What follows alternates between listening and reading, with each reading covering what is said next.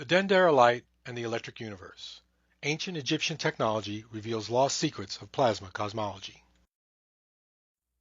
Hello, my name is William Armand Sosa, and I am an electronics technician, software engineer, and lost ancient technology researcher. Basically, I connect dots, solve puzzles, and find hidden patterns in data. My interests include physics, science, mathematics, linguistics, history, and metaphysics. In this brief presentation, I intend to share my research into lost ancient technology and the discoveries I've made regarding the knowledge and use of electricity and magnetism in ancient times, discoveries that led me to the electric universe.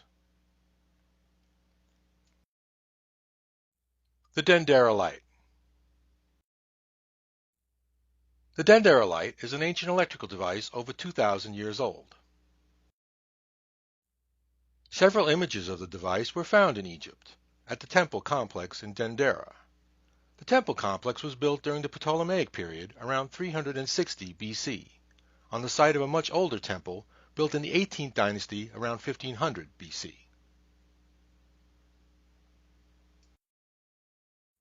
Six of these devices are located in the main temple, dedicated to the goddess Hathor, and one is located in a smaller temple, behind the main temple dedicated to the goddess Isis. These devices are found exclusively at Dendera and nowhere else.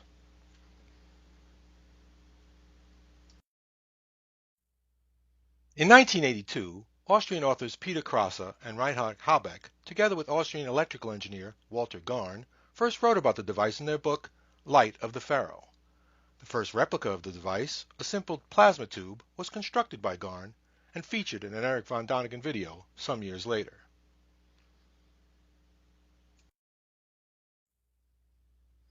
Conspicuously missing from Garn's replica was the power source for the device. How did the ancient Egyptians generate electricity?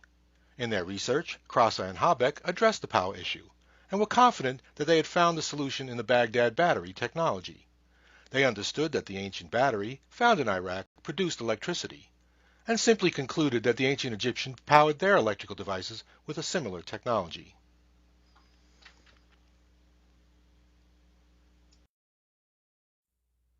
The Baghdad battery is an electrical device over 2,000 years old. It consists of a clay jar with a copper cylinder encasing an iron rod held in place by an asphalt plug. It was reportedly found in Iraq among several artifacts dating back from around 200 BC. German archaeologist Wilhelm Koenig examined the object and came to the conclusion that the clay jar, copper cylinder, iron rod, and asphalt plug was actually an ancient electric battery. Koenig published his findings in a book entitled The Lost Paradise. In 1939, his account came to the attention of science historian Willy Lai and General Electric engineer Willard Gray, who constructed a replica of the device. They found that by filling the jar with copper sulfate, acetic acid, or citric acid, all of which were well known 2,000 years ago, the battery would generate between 1.5 to 2 volts of electricity.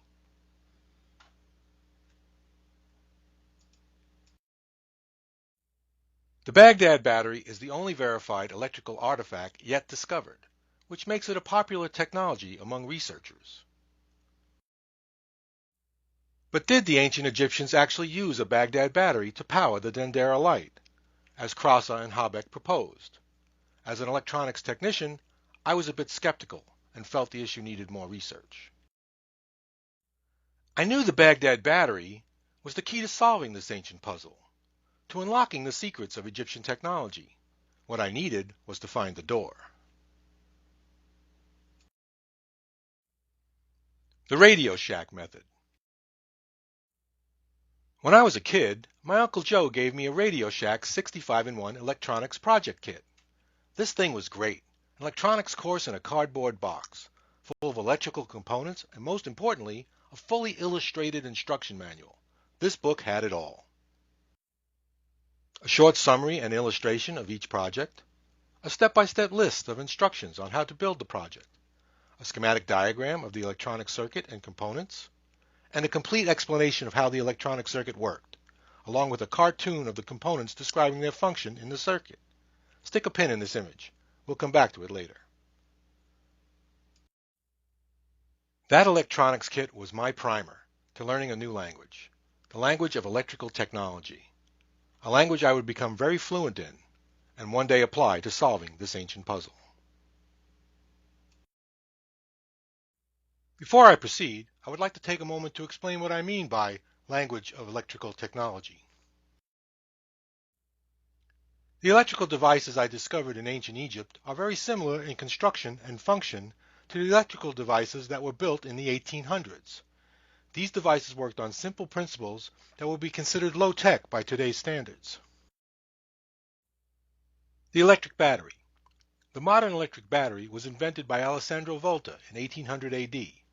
Known as the voltaic cell, or electric cell, it consists of two dissimilar metal plates, like zinc and copper, immersed in an acidic or alkaline solution, such as copper sulfate or sulfuric acid, known as an electrolyte. An electric battery transforms the energy released by the chemical reaction of the metal plates and the electrolyte solution into electrical energy, creating an electrical potential or charge between the metal plates. This electrical potential is referred to as the electric voltage of the battery. When a wire is placed between the metal plates, the electric potential or charge causes electricity to flow through the wire, similar to water flowing through a pipe. This flow of electricity is referred to as the electric current. It is this electric current that does work. A simple electric circuit consists of a voltage source, like a battery, connected by wires to an electrical device, like a light bulb, that is controlled by a switch. When the switch is closed, the electric current flows in the circuit and the light bulb turns on. When the switch is open, no electric current flows in the circuit and the light bulb turns off. This simple electric circuit is the foundation of our modern electrical technology. An electromagnetic device, the simple electromagnetic buzzer.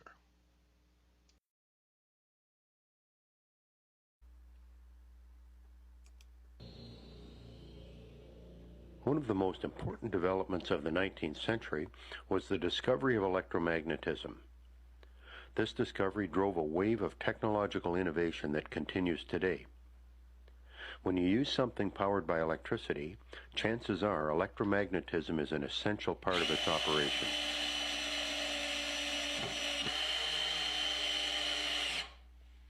Electromagnetic fields are created when electricity flows in a conductor. The magnetic needle in this compass moves when the metal wire is connected to a battery, revealing the presence of a magnetic field. When current flows through a coil wrapped around an iron core, the iron core becomes magnetized. This is an electromagnet. Disconnect the battery and the magnetic field collapses. The ability to switch this magnetic field off and on creates some interesting possibilities. For instance, alarm bells like this one use a magnetic field to pull a metal arm which strikes a gong. This action repeats at a fast rate, creating the familiar sound of an alarm bell.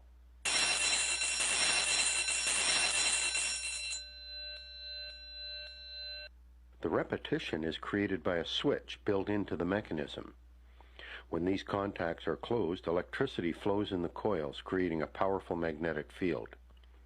This field pulls the arm, striking the gong. The switch is connected to the arm, and it is opened when the arm is pulled. Current flow stops, and the magnetic field collapses. A flat spring returns the arm to its start position. This closes the switch, starting the cycle again. As long as electricity is available, the bell will ring. It is possible to build a working model of a similar device, an electromagnetic buzzer. There are many ways to create a buzzer. Here is one approach. I created a buzzer with these materials: a metal lid from a tin can. This lid contains iron. It is attracted to a magnet. We also need 10 meters of 28 gauge magnet wire, 2 AA batteries, 2 4-inch common nails, some wood screws, and some pieces of wood. The first step is to create an electromagnet. This is accomplished by wrapping 10 meters of 28 gauge magnet wire around an iron nail. It is important that the wrapping is all done in the same direction. Leave both ends of the wire exposed. Magnet wire is insulated with a thin layer of enamel. Use sandpaper to remove the insulation from each end of the wire. This exposes the copper metal. I tested this electromagnet with a single AA battery cell. It attracts the metal lid. This is the completed buzzer. When the battery pack is connected, current flows through the nail into the metal lid.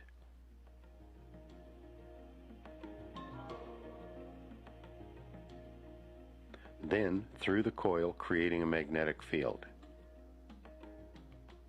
This field pulls the metal lid away from the nail contact, opening the switch and stopping the current flow. With no current flowing, the magnetic field collapses, and the springy lid bounces back against the nail. Closing the switch, the cycle starts again. The buzzing sound is created by the metal lid rapidly oscillating back and forth.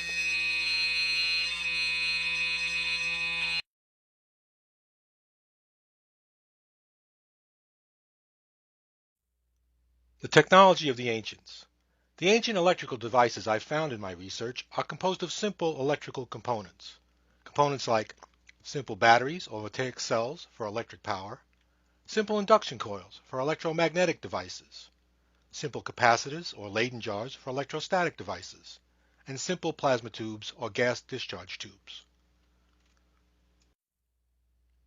Plasma tubes or gas discharge tubes are composed of a neutral gas contained in a glass bottle or glass tube sealed under low pressure and ionized by a high voltage power source into a plasma state. Glass and glass blowing techniques were known in ancient times, and the first hand-blown glass vessels appeared in Egypt in the 2nd millennium BC. Blown glass vessels are created by sticking a piece of molten glass onto one end of a blowpipe and introducing pressured air into the other end by blowing. A plasma tube or gas discharge tube is like the neon signs you see in storefront windows, or those lightning balls you see in the malls. The ancients created the low pressure in their plasma tubes using heat and an alchemical device called an alembic, very similar to the method used to create the vacuum seal in a canning jar, where the heat from a burner is used to expand or vaporize the contents in a jar, which is then sealed and cooled. The drop in temperature contracts the hot contents in the jar, creating a low-pressure vacuum seal. This method would require no vacuum pumps to create a low-pressure plasma tube. The Dendera lights are plasma tubes. All of the ancient electrical devices I found were built using these simple components. As my dad would say to me, "If you don't know what you are looking for, Willie, you'll never find it." The key to discovering ancient technology is first, knowing what you are looking for, and second, recognizing it when you find it. The Dendera lights are large plasma devices only found at Dendera. But there is another, more common plasma device that I found in Egypt, one that would help me identify the power source for the Dendera light. The solar disk headdress. These are the most common plasma devices I found in Egypt. They are composed of a plasma disk held between two electrically charged horns. As an electronics technician, I knew these electrical devices required some form of electric power beyond a simple battery. A common source of electric power, available everywhere in Egypt. That is what I was looking for. I began by searching for an ancient Egyptian version of the Baghdad battery. Although I would find many potential candidates in my research, none of them were presented in a technical context that I recognized. If they were components in an electrical device, I could not see it. The Rosetta Stone of Egyptian technology. In the early days of Egyptology, scholars were at a serious disadvantage in their research because at the time, no one living knew how to read or decipher Egyptian hieroglyphics. That was until the Rosetta Stone was discovered and subsequently used as a key by Champollion in 1822 to successfully decode the hieroglyphic language. The reason the Rosetta Stone could be used as a key was because it contained the same message written in 3 different languages.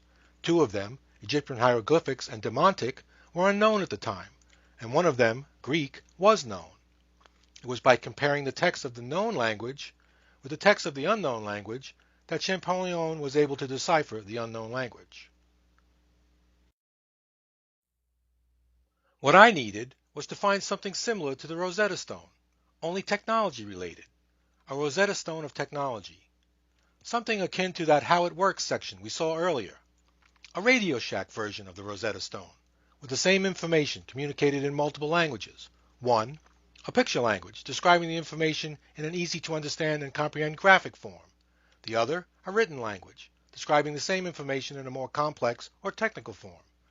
I knew that if I could find such an artifact, I could use it, like Champollion, to crack the ancient Egyptian technology code. And in 1995, deep in the pages of an ancient Egyptian art book, I found it. The Rosetta Stone of Egyptian technology. I knew immediately when I saw this photo that the ancient power source I was looking for was there, somewhere. I just had to find it. This photo was exactly what I needed to crack the technology code. An ancient Egyptian version of the Radio Shack How It Works section, complete with a picture language describing the information in an easy to understand and comprehend graphic form, and a written language describing the same information in a more complex or technical form. I could not read the written language, the hieroglyphics, so I put it aside to translate and decipher another day. But the picture language I recognized immediately. It was the language of electrical technology. I began my analysis by parsing the photo into three sections or scenes. The center contained a very interesting electrical device that I called the giant Minot necklace machine, which turned out to be a high-voltage Tesla coil. However, we will bypass this part for now, since a complete analysis of this device is beyond the scope of this brief presentation, and move on to the other two sections. The Sistrum Crotalum and the Waz Scepter. In these two sections we see a similar scene. I will focus on the scene on the right. Here we see a priestess sitting in a chair, holding a Waz scepter. The Waz scepter is a common symbol found in Egyptian art and is known as the rod of power. Next we see a young boy holding a device in his outstretched hand, known as the Hathor Sistrum Crotalum, a ritual rattle or musical instrument often used in temple ceremonies and festivals. The boy's name is Ihi, the son of the goddess Hathor, and the walls speak of him using the Sistrum Crotalum to bring energy to the priestess in the chairs. You'll notice that the priestess is wearing a solar headdress, which I identified earlier as a plasma tube, an electrical device. I had been looking for the power source for the solar headdress for some time, and it was in this photo that I finally found it, which is why I refer to this photo as the Rosetta Stone of ancient technology. The Sistrum Crotalum is an electrical device that works in conjunction with the Waz scepter to produce a high-voltage electric current. These devices are found all over Egypt and are used to power various electrical devices, like the solar headdress and the Dendera light. Basically, what we have here is a simple electric circuit, where the Waz scepter is the switch, the Sistrum Crotalum is the power source, the solar headdress is the light bulb, and the pedestal is a common ground, electrically connecting the two people through their feet, thereby making a complete electrical circuit. In this scene, we have a closed circuit. Notice the Waz scepter making contact with the Sistrum Crotalum. And in this scene, we have an open circuit. Notice the gap between the Waz scepter and the Sistrum Crotalum. I started my analysis of the Hathor Sistrum Crotalum by collecting up as many examples as I could find, of which I found plenty. I assumed there must be an electric battery somewhere in the handle of the device. That much was a given. So I focused my attention on the strange box on Hathor's head. The first thing I noticed were the spiral components located on the sides of the box. That was the electrical point of contact with the Waz scepter, and apparently with the horns of the solar headdress as well. So I figured they must be a pair of spring metal contacts. The second thing I noticed were the snakes located inside the box.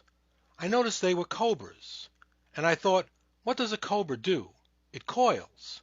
So I figured the box contained an induction coil that could magnetically attract the spring metal contacts on the sides of the box, which combined with the battery located in the handle of the device and the Waz scepter switch held by the priestess created a simple electric buzzer that could power a solar headdress and light the plasma bulb. In 2000, I constructed a working model of the device, which consisted of a battery, an induction coil with spring metal contacts, and a Woz scepter. Here, I have set up a demonstration of the device, with a model of the system crotalum consisting of a battery, an induction coil with spring metal contacts, a Woz scepter, a small neon plasma bulb, and a voltmeter to measure the voltages across the bulb. In this short video, I demonstrate the function of the system crotalum and Woz scepter. The video is about 1.5 minutes long. Here, I switch the voltmeter to direct current mode to confirm that the DC voltage from the battery does not light the plasma bulb directly. I then switch the voltmeter to alternating current mode and demonstrate the function of the device.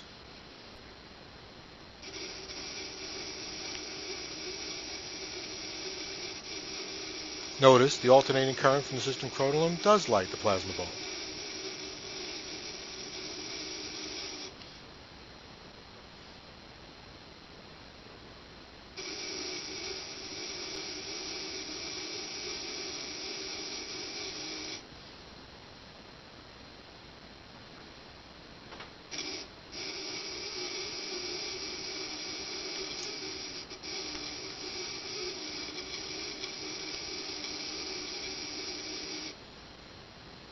You can adjust the intensity of the alternating current by increasing the pressure of the Woz scepter on the spring metal contacts.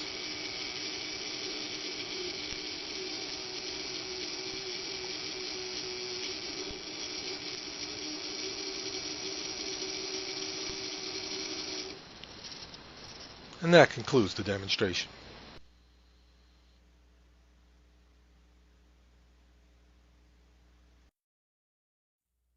With the function and purpose of the system crotalum understood, I could now use that information as a key to interpret the hieroglyphic sections of the image.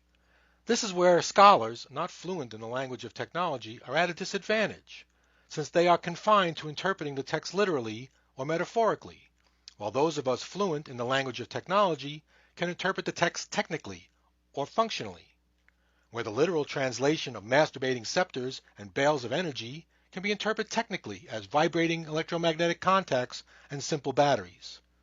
This information also allowed me to identify other ancient electrical devices found in Egypt, like the giant Menat necklace machine we saw earlier, powered by 4 large sistrum crotalums, or these even larger examples found at Dendera, with 2 kneeling technicians giving us a sense of the scale of these devices quite large enough to power the Dendera light and solve the power source puzzle.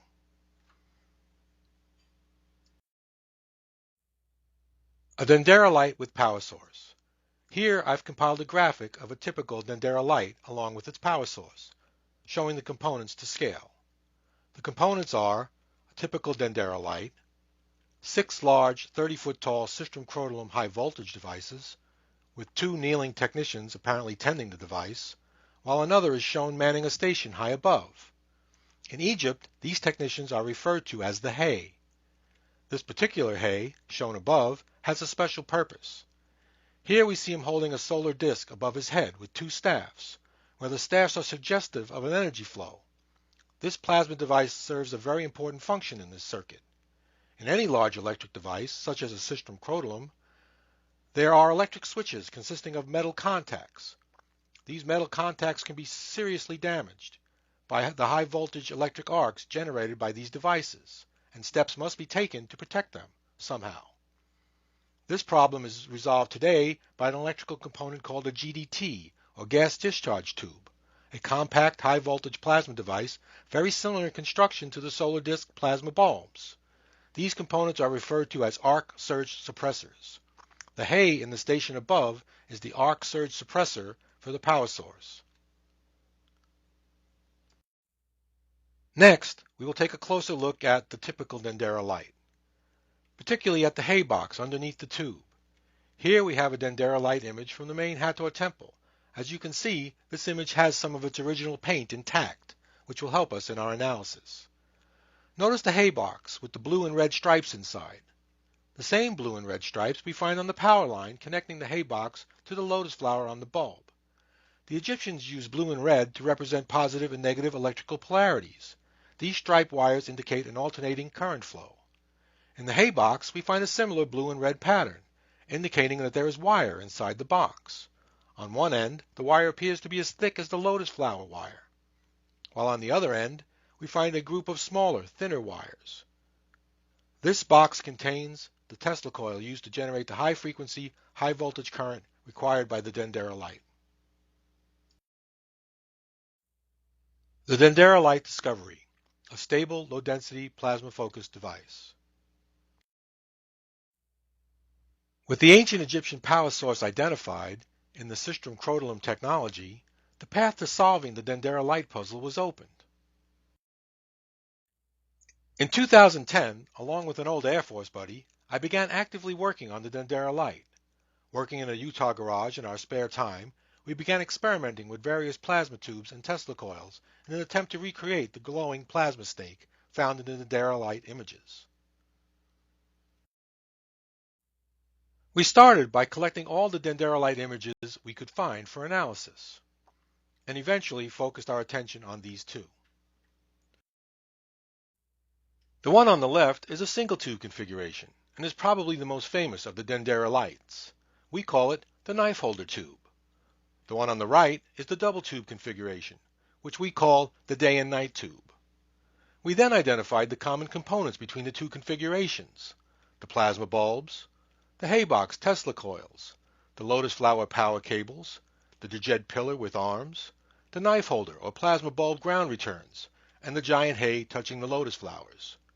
With the components identified, we began experimenting. Most of the components we identified were consistent with a simple plasma lamp configuration, much like our modern fluorescent lighting. So getting the plasma tube replicas up and running was the easy part. However, we quickly realized that our results were disappointing at best. Although we could easily generate all manner of plasma discharges with the devices, none of these plasma formations matched the glowing plasma snake in the Dendera light images. There was one component in the image that we had not identified: the Djed pillar with outstretched arms. I wasn't sure how, but I figured the Djed pillar had to be responsible for the glowing plasma snake formations we saw in the images, particularly the snake head. And yet, after 2 years of experimentation, it turned out I was very wrong. The idea that the Djed pillar was somehow responsible for the snake formation in the Dendera light was not without merit. I had found many examples of a Djed pillar holding a snake tube. However, none of our attempts to coax a snake out of the plasma with the Djed pillar was successful, and I was beginning to lose hope. It was clear we were in a cul-de-sac spinning our wheels. It was then I remembered something my father would say to me whenever I was deterred or discouraged. He'd say, "If all else fails, Willie, read the instructions." It was time to see what the ancient Egyptians had to say about these devices and take a look at the hieroglyphic writings. We found an interesting passage in the text regarding the double tube configuration that referred to it as the day and night bulb. The passage was a reference to the actual gases in the bulbs. My friend thought it was a reference to the sun itself and suggested we try a hydrogen-filled tube. I thought it was a reference to the sun and moon of alchemy, sulfur and mercury, and suggested we try a mercury-filled tube, since alchemy means the art of chem, or the art of Egypt. We tried both.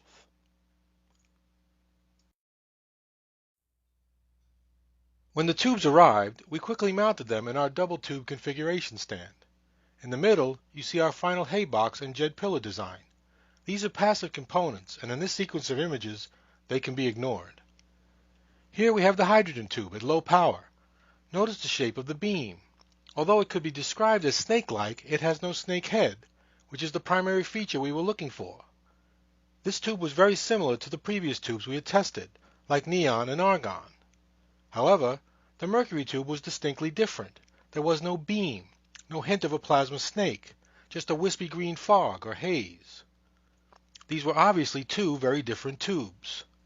As we increased the power, they both got brighter, and I started to notice something odd about the mercury tube.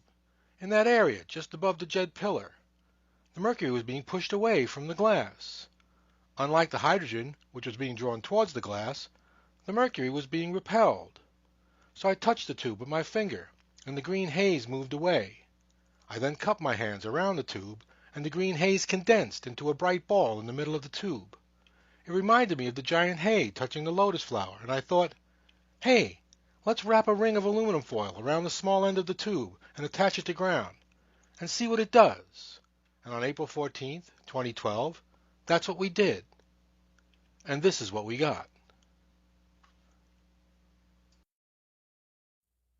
The question now was, what was this thing? As it turned out, I did not have to wait long for the answer. Shortly after our success with the Dendera light and the discovery of the plasma snake, I came upon the work of Winston H. Bostick. Bostick was an American physicist who discovered plasmoids, plasma focus, and plasma vortex phenomenon. In 1956, he discovered a relationship between plasma and the formation of galaxies. Unfortunately, a full account of Bostick's contributions to plasma physics and cosmology is beyond the scope of this brief presentation. It was Bostick's discovery of the plasma focus device that caught my attention. A plasma focus device is similar to those toy vortex blasters we had as kids that could send an invisible smoke ring of air across a room by quickly popping a rubber diaphragm inside the gun. In a similar way, a plasma focus device shoots out smoke rings or vortex rings of plasma by popping an electric current. Bostick called these plasma vortex rings plasmoids. It was these plasmoids that Bostick used to model the formation of galaxies. Apparently, the Dendera lights are plasma focus devices, where the lotus flower is the plasma focus, and the snake head is the plasmoid, making it a stable, low-density plasma focus device. With the connection between the plasma focus device and the Dendera light established, we could now identify the features of the mercury plasma snake in terms of plasma physics, where the snake body was now the Birkeland current, the neck region was now the Z-pinch, and the snake head was now the plasmoid. All the features found in a stellar nebula. The Dendera light is a working model of a stellar nebula.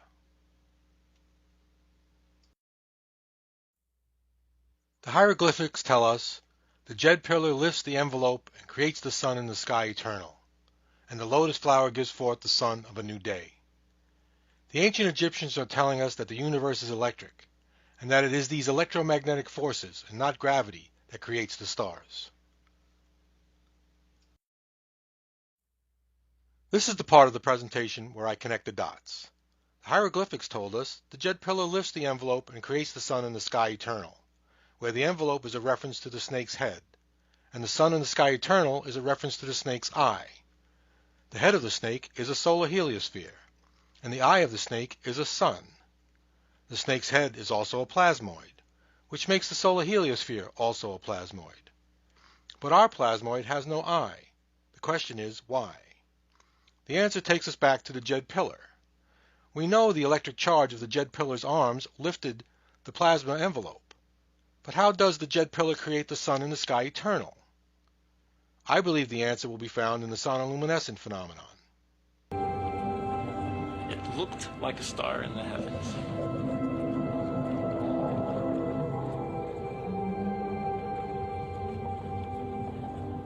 Seth Putterman called it the star in a jar, a tiny spot of bright light contained in a flask of liquid.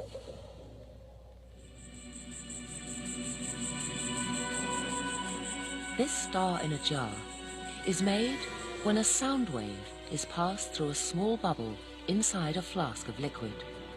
And this sound wave makes the bubble do something remarkable.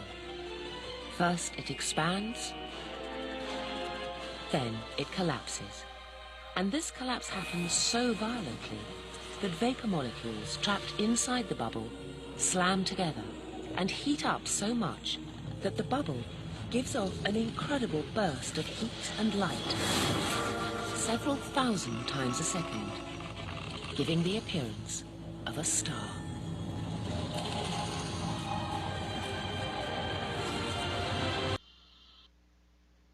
A star in a jar, a cavitation bubble that gives off light and can generate temperatures of 5,000 degrees or more.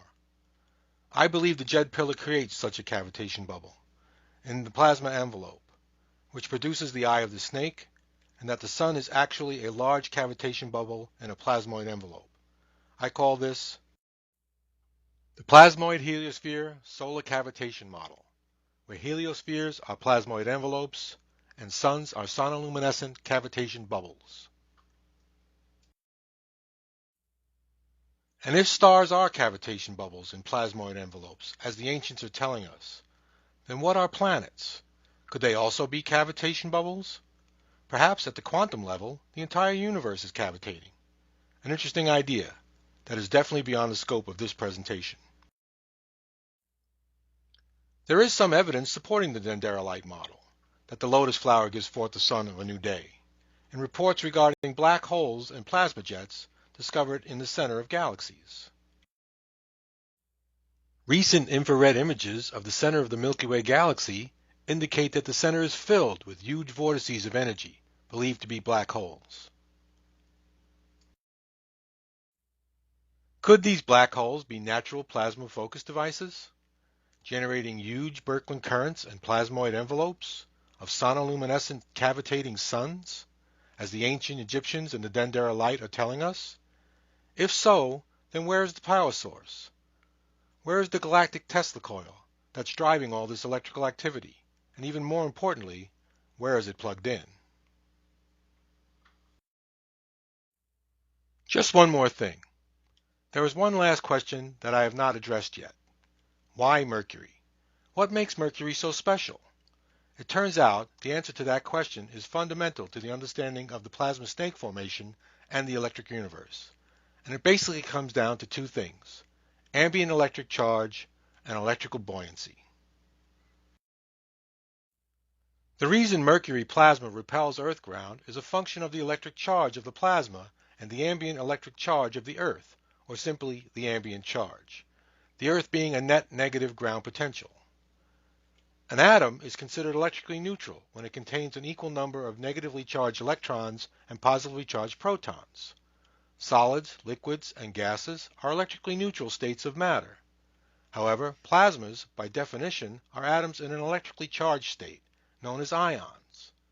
There are two types of ions: cations, where the neutral atom loses electrons from its outer shell, thereby becoming positively charged, having more protons than electrons, and anions, where the neutral atom gains electrons to its outer shell, thereby becoming negatively charged, having more electrons than protons. Cations and anions will respond differently to the ambient charge of their environment.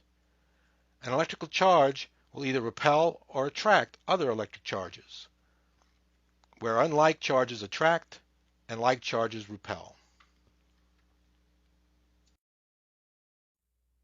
These electrically charged ions possess a kind of electrical buoyancy, similar to the weight or density of an object in water. The electrical buoyancy of an ion is relative to the ambient charge of the environment, or ground potential. If an ion is attracted to the ambient charge, it will sink, and if an ion is repelled by the ambient charge, it will float. It is the ambient charge that determines the behavior of cations and anions, whether they will sink or float.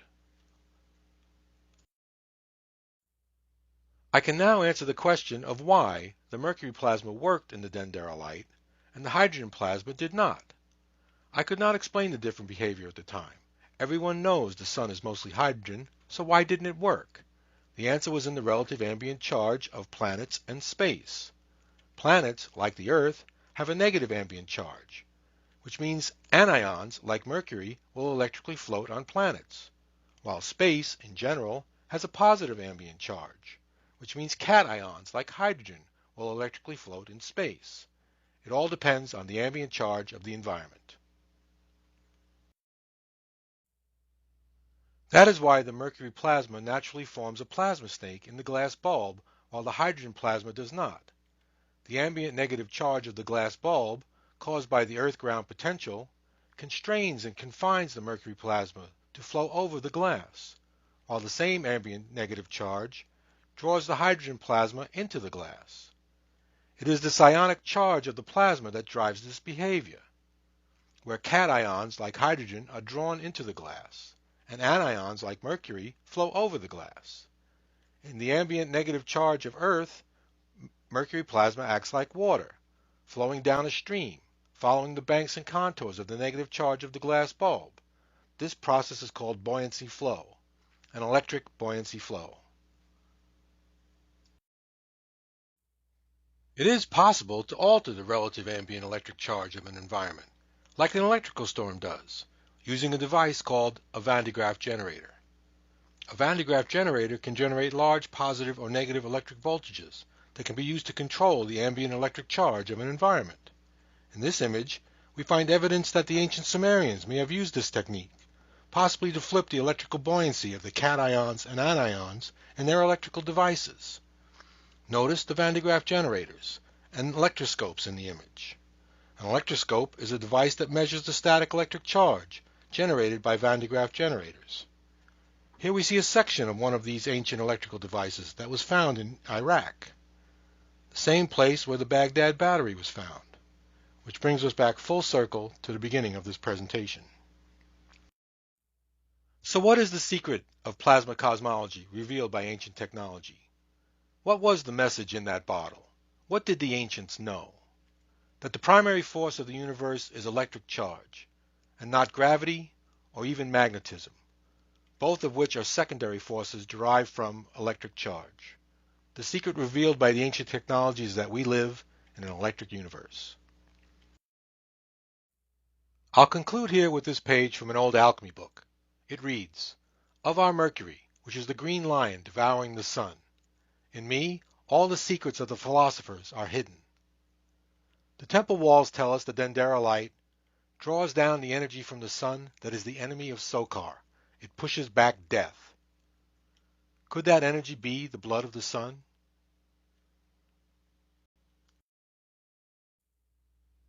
The end.